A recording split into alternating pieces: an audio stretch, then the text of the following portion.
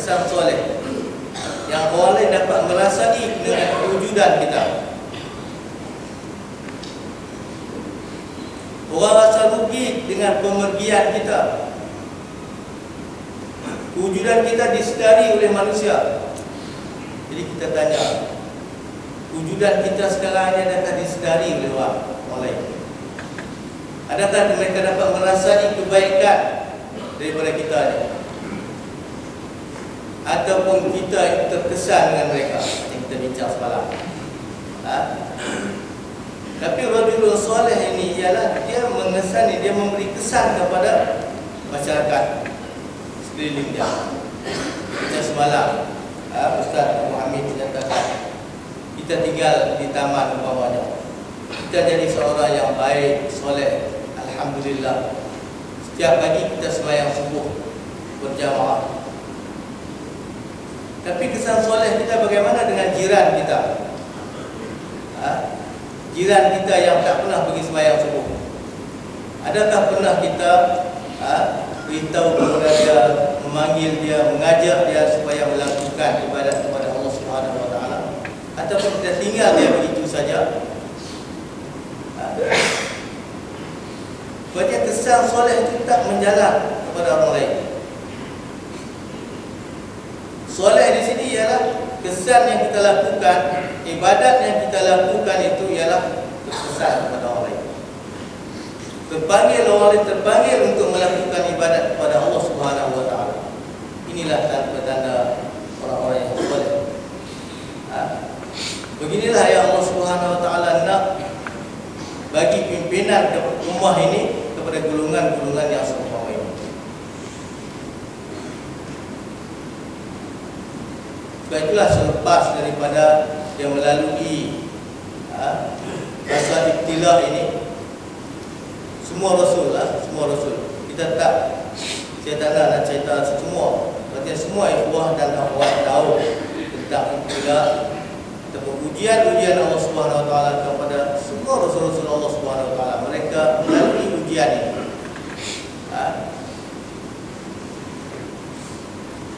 Kita pun akan lalui ujian yang sama umpama itu. Kalau kita rasa ujian itu berat, rasul-rasul dulu melalui ujian yang lebih berat daripada itu. Kalau kita merasai ujian itu yang begitu panjang, lama, kita akan dapat kejayaan lagi. Berartinya rasul-rasul dulu lebih lama lagi. Kalau Nabi Allah sehingga 950 tahun, hampir 1000 tahun dia berdakwah. Ikut mufassirin mengatakan 950 tahun dia berdakwah, dia dapat 80 orang saja. 80 orang. Kalau kita bagi dengan tahun 80 orang, satu tahun dapat satu orang. Allah berapa? 12 tahun. 12 tahun satu orang. Itu pada waktu itu. Tapi kita tanya sekarang ini, kita dalam satu tahun kita dapat tak satu orang kita dapat mengubah orang lain supaya dia berpegang kepada Islam itu. Dapat tak satu tahun seorang? Kalau dapat satu tahun seorang hebat. Kita dah berapa ribu lah sekarang. Kalau kita satu tahun pun kita dah dapat seorang, kita tak bekerja lah. Bagaimana Allah Ta'ala akan beri pimpinan ummah kepada kita? Sampai satu tahun seorang pun tak dapat. Sebab itu adalah hadis Rasulullah SAW. Dia tak kata banyak-banyak, dia kata la yahdiyaka rajulan wahidan khairun minad dunya wa ma fiha. Seorang yang kamu dapat memberi hidayah, petunjuk kepada dia ke jalan Allah Subhanahu Wa Taala lebih baik daripada dunia ini. Jadi kita kena lihat balik, muhasabah balik diri kita. Sejauh mana kita laksanakan tugas yang dipikulkan kepada kita. Kita nak ramai makmum, memang kita nak ramai. Kita nak ramai supaya beriman kepada Allah Subhanahu Wa Taala, supaya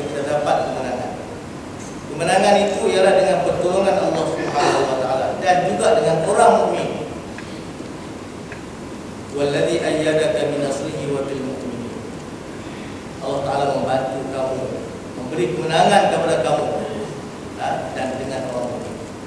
Bantuan daripada Allah Subhanahu Wa Taala dan juga dengan orang-orang mukmin.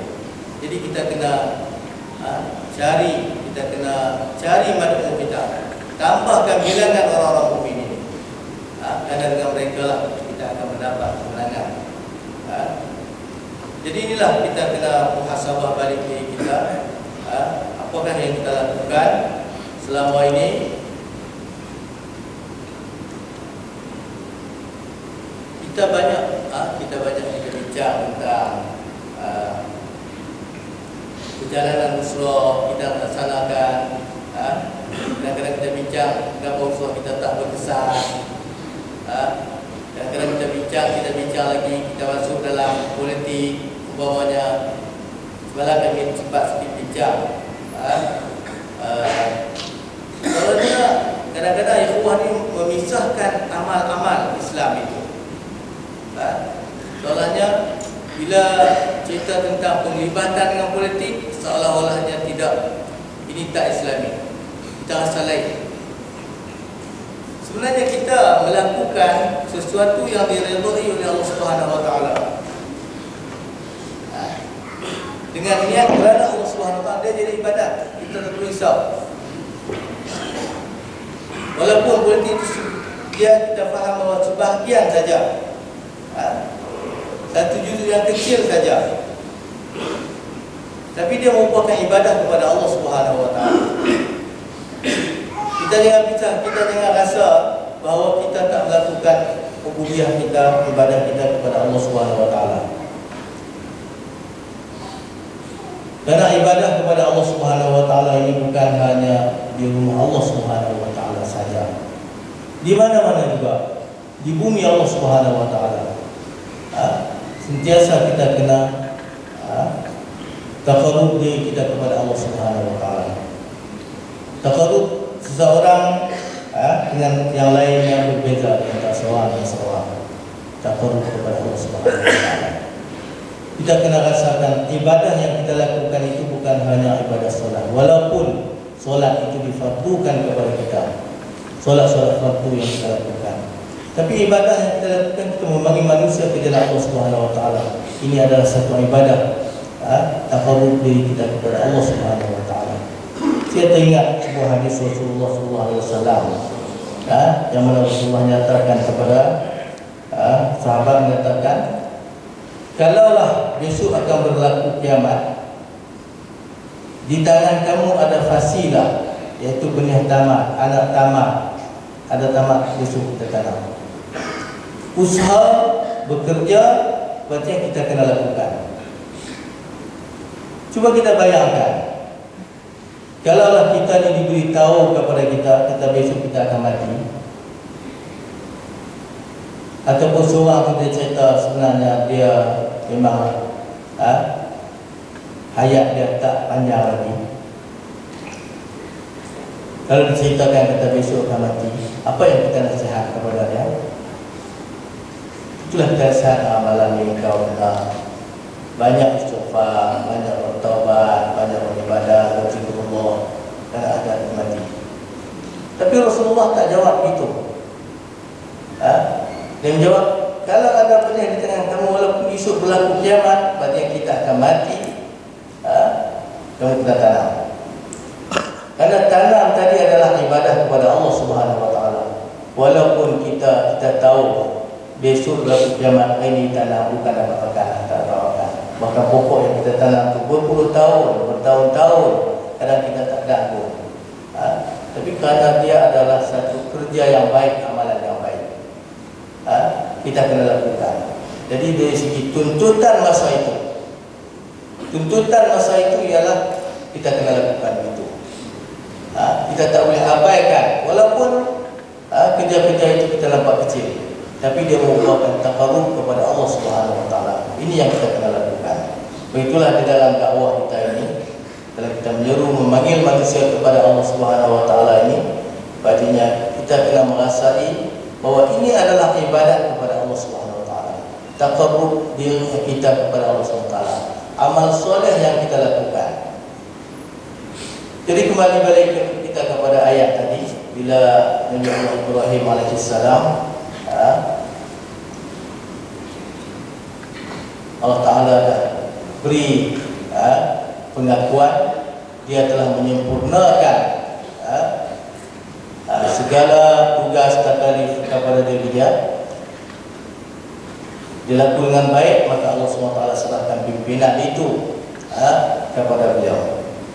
Begitulah kita ini sekarang ini, sekiranya kita melakukan kerja-kerja ini dengan baik, dengan sempurna, artinya terjadi pimpinan itu, Allah SWT akan berikan kepada kita. Bila kita memegang terlalu pimpinan ini, artinya banyak lagi benda-benda yang kita dapat lakukan. Jadi yang penting kita bekerja, yang penting kita kerja sungguh-sungguh menjalankan tanggungjawab kita. Apa yang dipikulkan ke atas bahu kita, kita laksanakan dengan sebaik mungkin, dengan sebaik-baiknya. Jadi Allah SWT akan memberi pertolongan, bantuan kepada kita. Di sini saya catat sebuah hadis Rasulullah SAW. Hadisnya hadis qudsi, yang mana Allah Ta'ala nyatakan, ya bani Adam, tafarraq bi ibadati amla sadraka ghina wa asudda faqraka wa illa taf'al mala'tu sadraka syughlan wa lam asudda faqraka. Wahai Adam, hendaklah kamu tafarruq, betul beribadat kepada aku, melakukan amal-amal soleh. Aku akan penuhi dada kamu dengan ghina, kekayaan. Aku akan menutup kefakiran engkau. Allah Ta'ala akan memberi bantuan kepada kita. Wa illa taf'al ma la tusadraka syughlan. Kalau kita tak lakukan amal-amal ini, ibadat, kita tak peruntukkan kepada Allah Subhanahu Wa Ta'ala, sepertinya Allah Ta'ala akan campakkan ke dalam hati kita ni rasa kesibukan, sibuk. Walau sudah faqraka, Allah Ta'ala tak akan menutupi kefakiran seseorang itu. Sebab itulah hendaklah kita sebagai hamba Allah Subhanahu Wa Ta'ala, hendaklah kita menjalankan tanggungjawab yang Allah Ta'ala pikulkan ke atas kita ini dengan sebaik mungkin. Dengan sebaik mungkin. Jadi dalam ayat itu yang Allah Ta'ala nyatakan, bila Nabi Allah Ibrahim ditanya tentang pimpinan ini, adakah daripada zuriatku? Allah Ta'ala jawab, Allah Ta'ala tak akan beri lagi pimpinan ini kepada orang yang zalim. Orang yang tidak melakukan tugas, menjalankan tugas dengan baik, termasuk di dalam orang-orang yang zalimi diri dia. Jadi orang yang begini Allah Subhanahu Wa Ta'ala tidak akan serahkan terjadi pimpinan. Jadi inilah sekadar renungan kita pada pagi ini. Jadi saya akhiri di sini. Aku qauli hadza wa astaghfirullah wa atubu ilaih. Assalamualaikum.